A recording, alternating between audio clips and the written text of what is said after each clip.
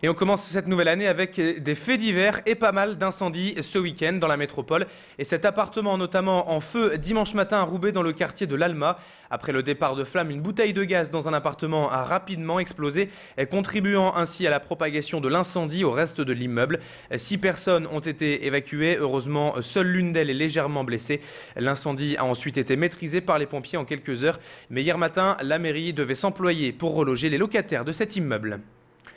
Autre incendie ce week-end et toujours à Roubaix, un restaurant snack de kebab a été détruit par les flammes dans la nuit du réveillon.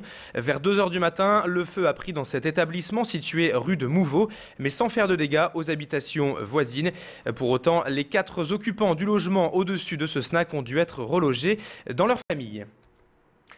Et à ces 2 incendies ce week-end, on peut bien sûr rappeler les feux de voiture habituels de la Saint-Sylvestre. Mais il faut dire que la nuit a été plutôt calme toutefois cette année dans la métropole. Le préfet de région Jean-Michel Bérard a pu s'en apercevoir puisqu'il a passé le début de soirée avec les forces de l'ordre ou de santé mobilisées pour ce passage à 2011. Le préfet a notamment visité les équipes de régulation du SAMU Nord au CHRU de Lille. Les pompiers de Lille Malus ont également eu les faveurs de cette visite symbolique, ainsi que les gendarmes de Villeneuve-d'Ascq et les policiers de Lille Sud. Et selon les premiers chiffres de ce week-end, la nuit a été relativement calme pour ce qui est des interventions de toutes ces équipes de forces de l'ordre ou de santé. Hormis donc, je vous le disais, une dizaine de voitures brûlées dans toute la métropole. Écoutez le préfet de région au sujet des dispositifs de cette nuit de réveillon. Jean-Michel Bérard au micro de Macha Grunaisen. Pour la police, on a un tiers d'effectifs en plus par rapport à une nuit normale. Et puis, nous avons une série de postes de commandement qui sont spécialement activés de façon à pouvoir réagir et réagir de manière coordonnée aux difficultés. Du point de vue de la sécurité routière, on est à un minimum d'accidents, donc indépendamment des campagnes, il y aura des contrôles. Il y aura des contrôles de l'alcoolémie importants, systématiques. J'ai le sous-préfet qui est d'ailleurs spécialement sur le terrain pour cela. Il y aura une présence des services de police avec des renforts sur des lieux qui sont réputés plus sensibles. Et pour finir avec cette page réveillon aujourd'hui dans l'actualité, une question que l'on vous a posée. Comment avez-vous vécu cette soirée du réveillon ce week-end? Notre reporter est allé à votre rencontre hier pour prendre le pouls des thèmes de soirée de cette année. On écoute. On a mangé, on a été visiter la ville, parce qu'on n'est pas de Lille. La fête, ouais, dans un appart chez un pote, bien sympa. On a fait une soirée déguisée, pirates et jambes de bois. Voilà.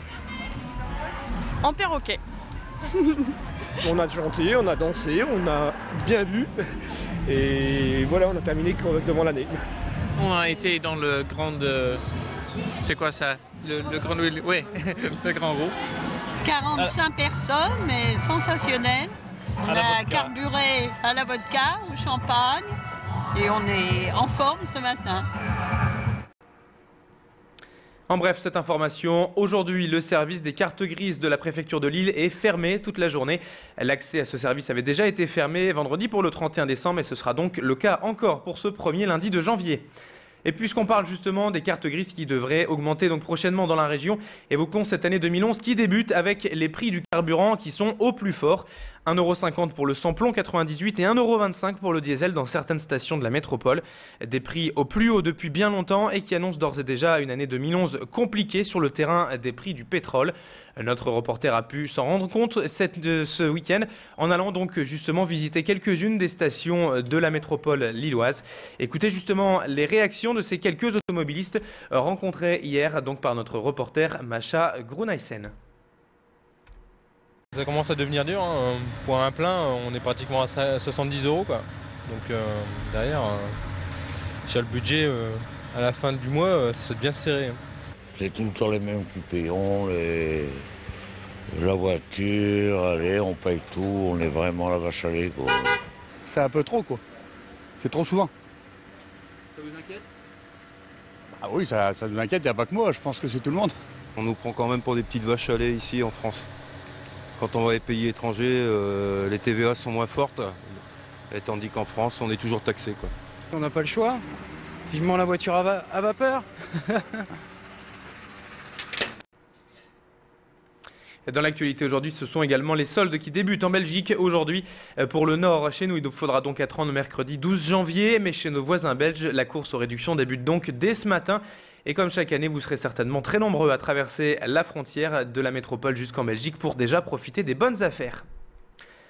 Ce week-end, l'année 2011 a repris pied au plancher pour les footballeurs de l'ES Ouascal. Samedi prochain, les footballeurs ouascaliens affronteront les professionnels de la JOCR en 32e de finale de la Coupe de France de football.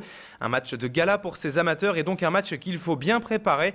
Les joueurs et le staff ont donc repris l'entraînement dès ce week-end pour être au point samedi. 5 divisions séparent les deux équipes.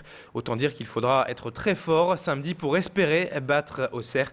Écoutez, à propos de la préparation des joueurs, l'entraîneur de l'ES Ouascal, Régis Bogart, au micro de notre reporter de ce week-end, Macha Grunaysen. On écoute.